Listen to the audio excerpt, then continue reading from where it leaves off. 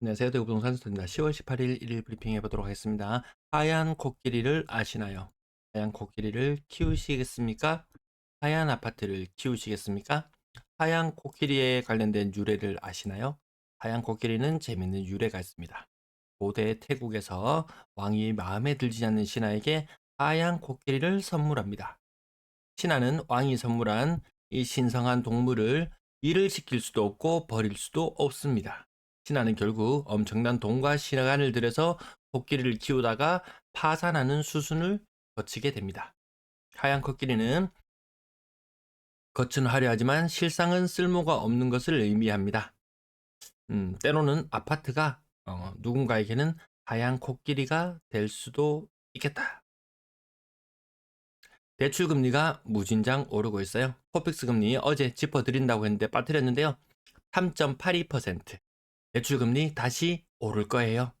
기준금리와는 무관하게 시장은 더 높은 금리를 요구합니다.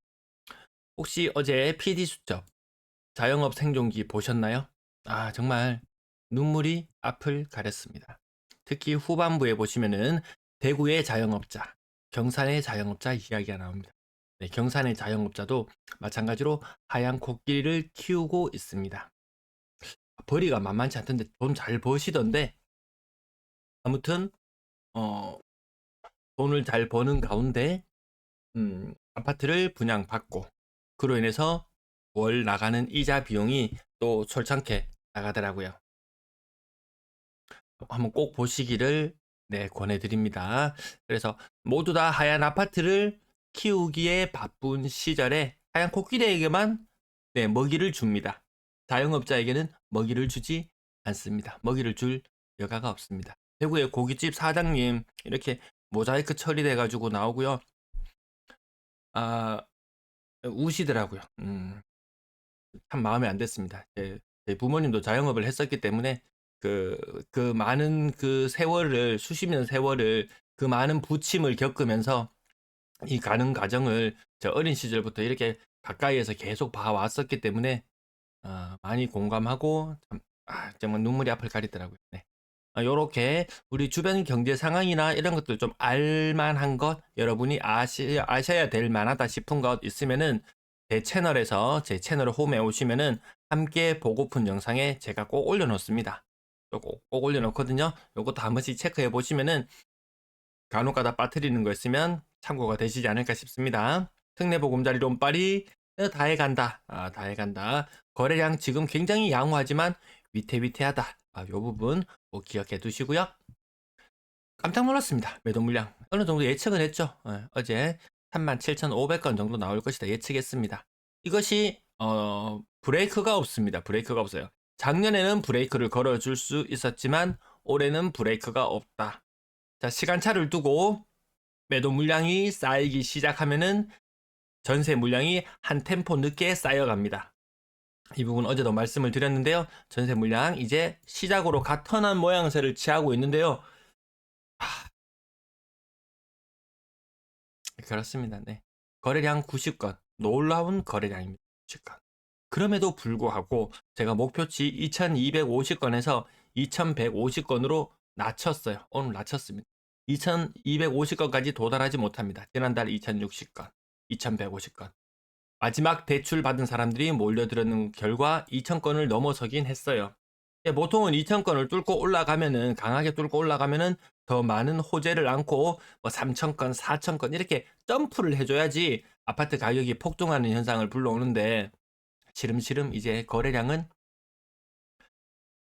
역사의 뒤안길로 사라지지 않나 싶습니다. 380건. 지난달 같은 남은 날수 465건.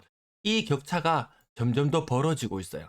그 말인즉슨 10월의 거래량은 더 많이 줄어든다. 그렇게 보시면 되겠습니다. 2,000건 아래로는 무조건 내려올 것 같습니다.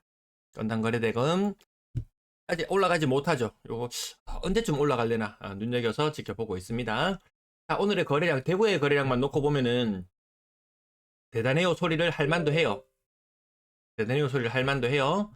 근데 음, 여기 보시면은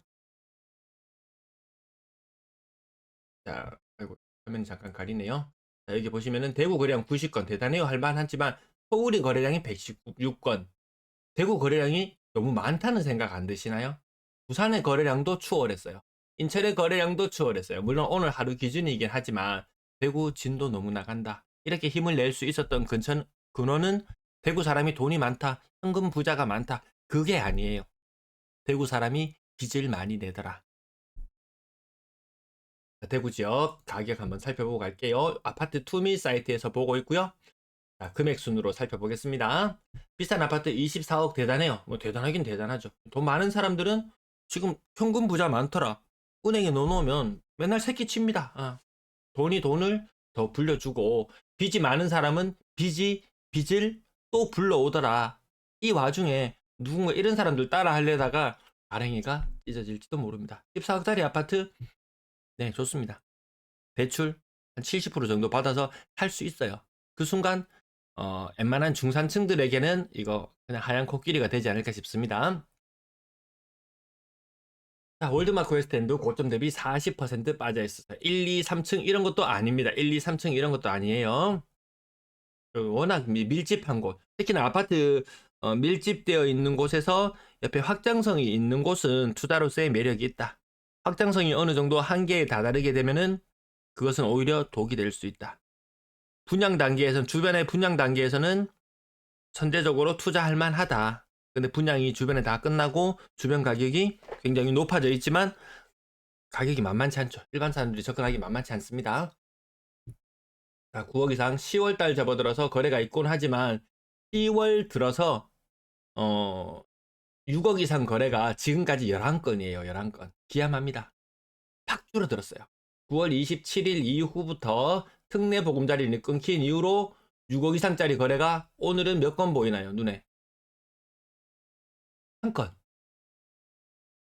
한 건입니다. 한 건. 특례빨이 아예 간다. 특례빨이 다 하고 나면 무섭다. 밑에 아래쪽에 조금 아래쪽에 5억 6억짜리가 6억 이상으로 6억 아래짜리가 5억 4억 하는 것들이 6억짜리를 뚫고 부의 추월 차선이라도 되는 양 앞으로 추월해서 갈 수 있느냐 아닙니다. 여기 천장이 딱 하니 막혀 있는 그런 상황이라고 보시면 되겠습니다. 대구의 평균 하락률 삼덕청 하락 한 28%.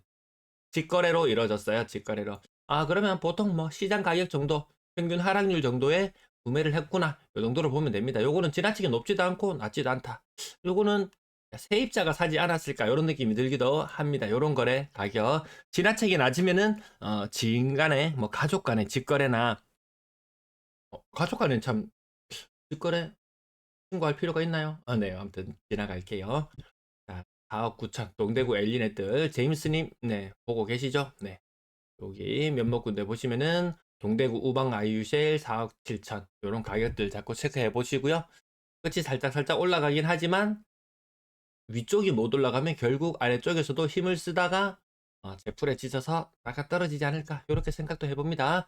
동대구 에일리넷들 4억 3천 4억 9천 4억 3천 층수가 조금 낮으면은 10% 정도 마이너스해서 생각해 보시면 되겠고요. 여전히 30% 정도 하락한 것도 많이 보이고 40% 이상 하락한 것도 보이기도 하고 앞에 6자로 시작하는 거 여전히 나타납니다. 6자로 시작하는 거 출현하는 빈도가 더 잦아졌다. 이 정도 느낌으로 보시면 되겠고 3억 6천, 3억 5천 아래로 내려오면은 평당 1,000만 원 하면은 성서 지역의 대형 평형 아니면 동구나 뭐 복무동, 유람동 이렇게 조금 외곽 지역의 조금 신축 아파트들 그 정도 평당 1,000만 원 느낌이 나기도 하고요.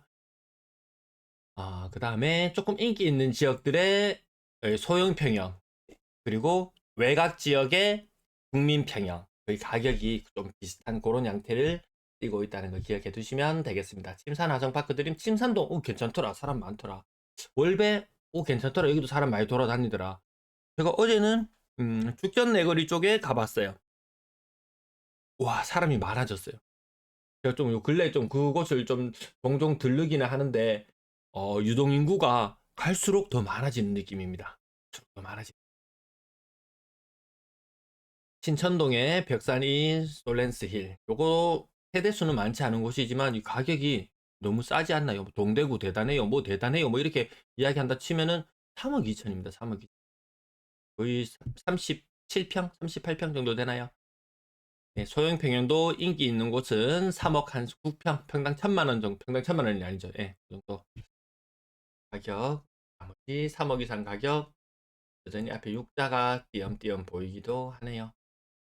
자, 아래쪽으로 육자, 하락률이 5자로 시작하는 곳. 롯데캐슬 레이크 17층 2억 8천. 이것도 제가 몇 번 지켜본 적이 있었습니다. 제 관심권에 들어와 있었기 때문에요. 제가 뭐 산다거나 그런 건 아닙니다. 네, 몇 가지 아파트 찍어서 제가 아니 오늘은 진짜 네, 이 정도 가격만 살펴보고요. 음, 네. 또 뒷부분. 아무튼 매물이 늘어나는 게 무섭더라. 거래량 2,000건 돌파 주목해서 지켜보고 있었는데 2,000건을 돌파하기가 무섭게 요 분위기입니다. 요 분위기. 요 분위기입니다. 대출 줘요. DSR 막 하고 막 이렇게 해가지고 대출 줘요. 막 이런 식으로 가기 시작했을 무렵부터 시작해서 그때 이후로 분위기가 굉장히 또 안 좋아진다. 요거 6억 이상 거래량 요거 지금 11건입니다. 11건. 11건. 과연 몇 건이나 신고될 것인가? 150건까지 올라가서 거의 반년을 버텨왔습니다. 누구의 힘으로? 특례. 특례 덕분에 올라가 있었던 거. 자, 이제 그 특례의 장막이 거치고 현실을 마주할 때가 되어가는 것 같네요. 분양권 21건 거래량 양호했고요. 전세 거래량은 여기 앞에 5자로 시작하는 게 좀 제법 보이는 날들이 많았었는데 지금은 7자, 8자. 전세 거래는 조금 더 늘어나 있는 모습. 하지만 갱신으로 인해서 그 자리에 머물러 사는 사람도 여전히 많더라. 이 거래량만 보고 야, 사람들 전세 굉장히 많이 옮겨 다니네. 그렇게 보시면 또 오류가 있어요. 임대차 3법 뭐 신고되고 제대로 이게 돼야지 통계가 잡혔는데 안 잡히고 있다는 부분 제가 한 골백 번도 넘게 말씀드려서 요 근래에는 말씀을 좀 덜 드렸던 것 같습니다. 생각보다 전세 안 빠져서 식업하는 데 많아요. 식업. 그래서 애물단지로 느껴지기도 합니다. 세월이 갈수록 더해집니다. 예, 구축이나 이런 것들 보유해서 뭐 인테리어 비용 이런 거 한번 들어보시면 기함하잖아요. 테니티는 어떤 분이 글을 올리셨던데 인테리어 국평 기준으로 인테리어 하는데 샤시도 교체 안 하는데 한 5천만 원 정도 비용이 나왔다.